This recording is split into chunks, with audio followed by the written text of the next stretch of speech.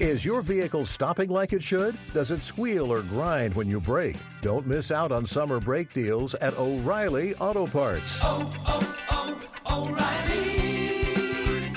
Auto Parts.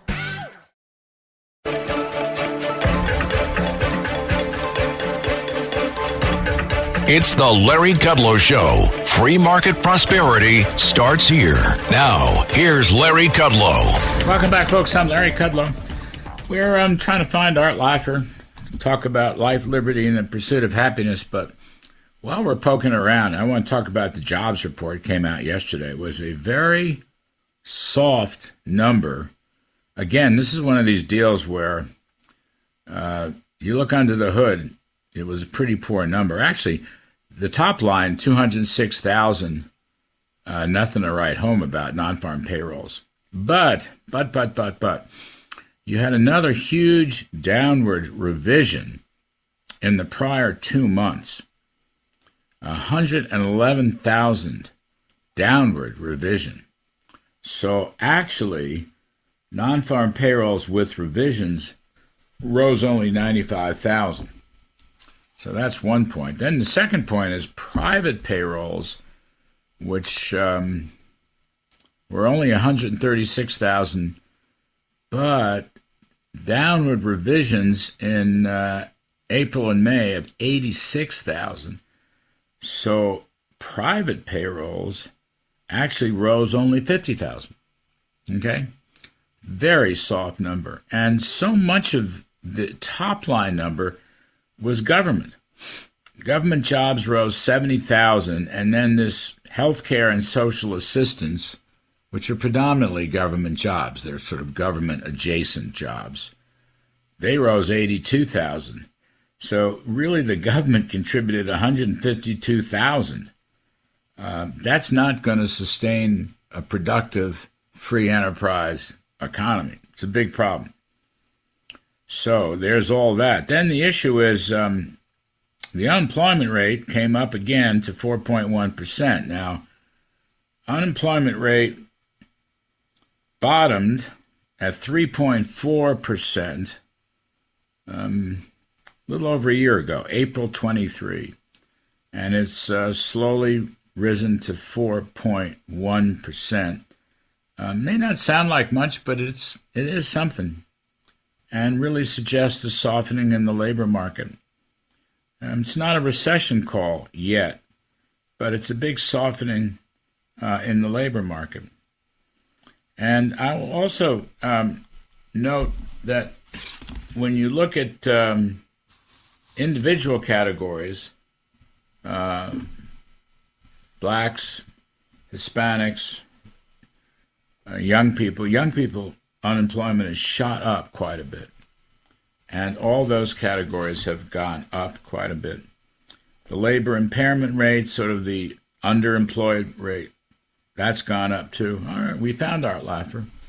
So we'll bring in my pal Art Laffer, Chairman and Chief Economist of Laffer Associates and Presidential Medal of Freedom recipient and author of Taxes Have Consequences, an Income Tax History of the United States. Arthur, I was talking about what a lousy jobs report yesterday was, particularly after revisions. Jobs hardly increased at all, and the unemployment rate's gone up quite a bit now to 4.1%. What do you make of that? I think you're perfectly correct. I mean, we had revisions of, I think, 113,000, and the growth rate was, I think, 106 and 206, excuse me, and it was a very bad report, but it's consistent with what's happening, Larry. The economy is slowing, and GDP numbers, I think, are coming down as well. And I just don't think the economy is doing well at all. Well, I was going to mention, on GDP, the Atlanta Fed's GDP tracker has now gone from 4.2% in May to 1.5% in early July. I know. Actual was 1.4, I think, in the first quarter. So it looks like the overall economy is slumping, and other stuff, housing's in the dumpster, manufacturing is falling. What's going on here? Well, they haven't even caught up to the pre-pandemic trend, Larry. So, even the bounce back has not made it all the way back to the full amount. And so the economy is not doing well. And it's primarily because of bad economic policies that these people have been putting in. High inflation pushes people into higher tax brackets. Now, we are indexed on the income tax, but the payroll tax isn't. Corporate taxes are not. Depreciation is not. So all of this inflation, all of the tax increases together have amounted to a great big headwind to the U.S. economy. And now we're seeing the consequences. And it's especially true, Larry, in the energy area where, with the controls put on energy and the restrictions against production there, that's affected inflation as well as output. And it's just a shame. Yeah, capital gains tax is not indexed for inflation. That's another one. Exactly. Yeah, that's a big one. That's a really big one. You and I have been fighting for that for just a little bit, like 40 years. But You're not that old, Larry. You're not that old. We never quite get it. The other thing, Art, you look at these government jobs, 70,000, and healthcare and social assistance, which are virtually government jobs. So this report, 152,000 jobs were basically government-based. Now, that's not going to win you a strong free enterprise economy. No, it's not. No, it's not. And the healthcare industry is probably the least competitive, the least capitalist, the least free enterprise system in the world. I mean, that is all government, as you say. I mean, what we need is price transparency where people can know what the actual prices are and what the qualities are. And you'd see that improve dramatically quickly. But that's not what this administration's doing. I mean, they're just not. Art, are we going to flirt with recession? I mean, how soft is soft going to be?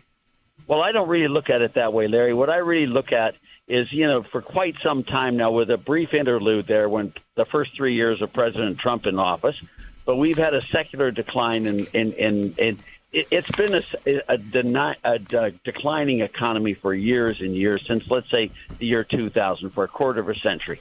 Mm-hmm. We just haven't hit our growth rates. We haven't hit our prospects that we should have been doing. Now, we're not the worst by any means in the world. In fact, we're far from it.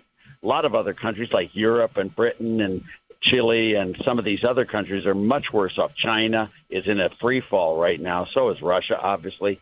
So the real thing is we've got a secular decline, a secular stagnation in the U.S., and we need a radical shift in incentives to really jolt us out of that and get things going. And that's where I think we are. I don't like to think of it as being a soft landing, hard landing, et cetera. This is not a normal cyclical problem. This is a secular problem we're facing. In the 50 prior years to 2000, we were growing at about 3.5% per year after inflation.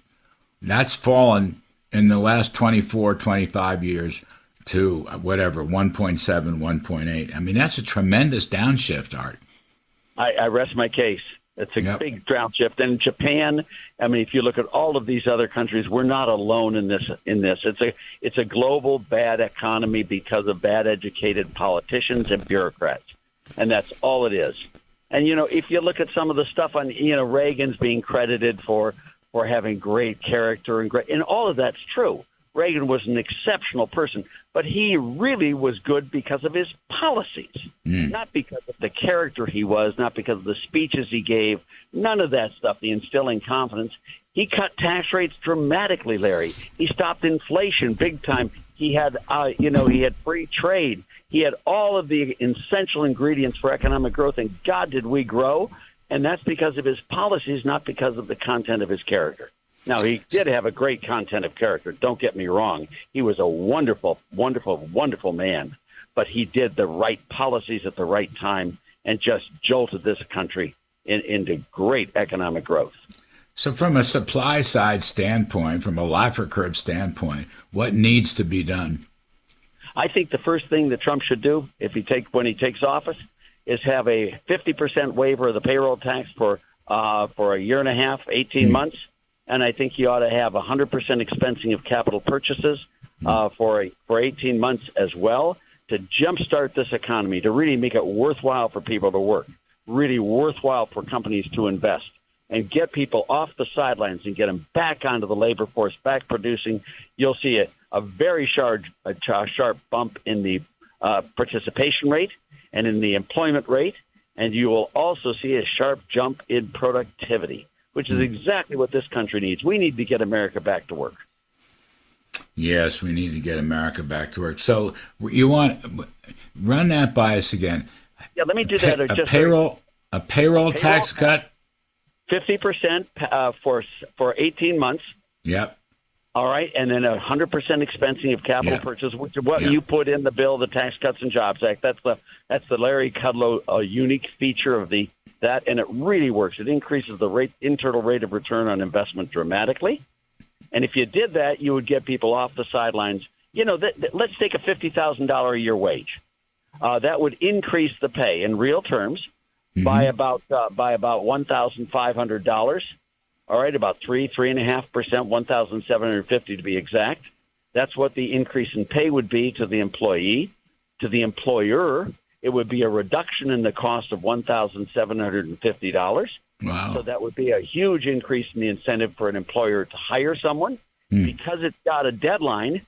Because, you know, you lose it after 18 months, these guys will want to jumpstart the economy and hire fast. They'll want to get to work fast to take advantage of this tax cut. And that is really what's needed. I don't want Trump to make the mistake that Reagan made of phasing in tax cuts, or Kennedy made it and phasing in tax cuts, as you wrote in your book. And even Harding and Coolidge did. No, hang on. I want to talk about the first year stuff after we take a quick break. That's what I mean. Get a jump. But you're right. The capital expensing is so important, and that's the one that's going to run out. The corporate tax is permanent, 21%. Yes.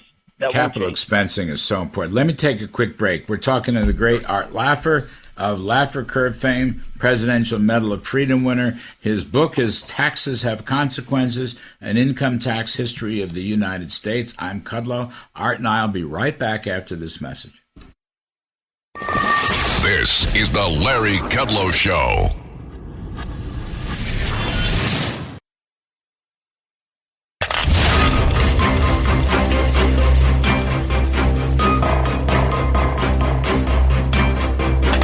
Now, back to the Larry Kudlow Show.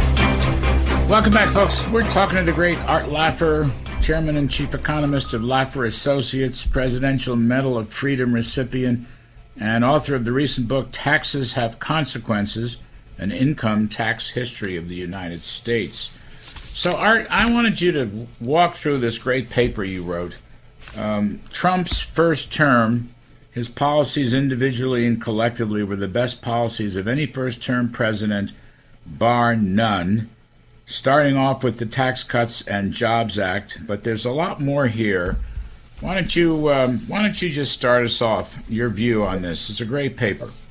Well, let me just tell you that I've been saying that for a while, Larry. And someone challenged me and said, look, he wasn't bad.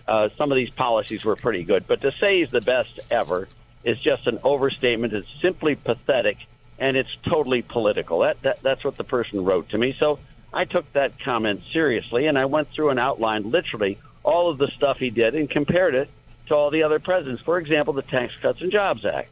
I mean, that was a pretty impressive tax cut there on corporate tax from 35 to 21%. The individual tax was 39.6 to 37.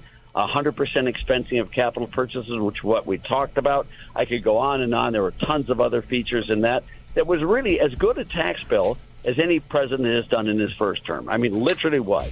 The corporate tax itself was historic because that has such wide-ranging effects on individuals, on wage earners, for example. Everything. I mean, it's across the board wonderful. We were the highest corporate tax in the OECD, and then after this, we were a little bit above average. And I wanted him to go down a little bit further. You did too, if I remember correctly. Yep. And but still, it was the best one ever. It was really seismic, the change there. And then he had transparency, medical transparency, which is unbelievably wonderful. This is 20% of the U.S. economy that is operating outside of normal markets. So that was phenomenal. Then when the pandemic hit, Larry, he was able to get a COVID-19 vaccine in 11 months. People were expecting it to be 7 years if they followed the FDA rules. He got rid of all those rules. What he did was he pushed it through. and got it done in 11 months, which is just a miracle. I mean, it's a miracle. Then Operation Warp Speed. Operation Warp Speed. Yes, exactly. It was a miracle. People have almost forgotten that. I mean, it's so huge.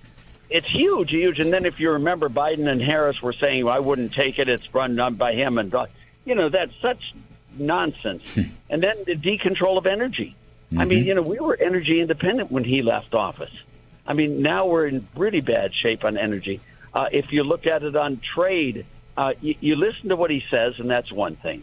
But if you watch what he did, the trade deals were really very good. The North American agreement was, the South Korean one. I mean, if you look at these others, the actual trade deals were spectacular. I mean, they really were good. And then if you look at what he did on the military side, and it was phenomenal. I mean, no wars. He had the Abraham Accords. There never would have been these situations. So when I look at all of this, the only things I could say that he didn't do terribly well was the appointment of Powell. And that Powell became a real problem when he was reappointed by Biden. And I think there was some overspending on the COVID side that didn't need to be done.